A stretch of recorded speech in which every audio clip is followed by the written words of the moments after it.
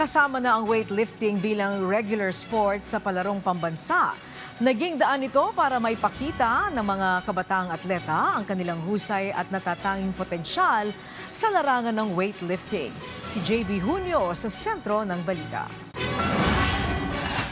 Masayang ibinahagi ng kauna-unahang Olympic gold medalist ng Pilipinas na si Heidelin Diaz-Narano ang kanyang pagmamalaki matapos makita ang patuloy na paglakas ng sports na matagal niyang ipinaglaban para maisama sa taunang palaro. Matapos magsilbing demonstration sport noong 2025 palarong pambansa sa Ilocos Norte, ganap ng regular sport ng weightlifting sa 2026 edition ng palarong pambansa. Ayon kay Diaz, isa ito sa kanyang mga pangarap para sa mga susunod na henerasyon na mga Pilipinong manlalaro.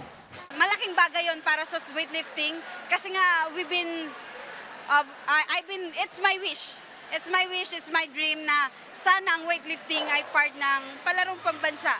Ibinahagi rin ni Diaz na umaabot sa 160 athletes mula sa 16 regions ang lumahok ngayon sa weightlifting competition. Patunay na patuloy na lumalawak ang interes sa mga kabataan sa nasabing sport. We have 160 athletes participated by 16 regions. So malalakas ng mga atleta natin. Magandang tignan at magandang makita na lahat ng region ay welcome.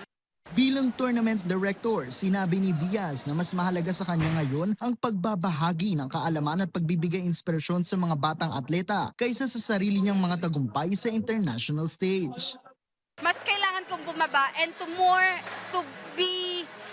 influence more student athletes na kaya ni Ma'am Heidi, kaya ko rin. So being here, giving them inspiration, giving them hope na nandito ako, it's a big thing for me. But it's para sa akin, it's more on legacy and it's more on giving back to the community where I started.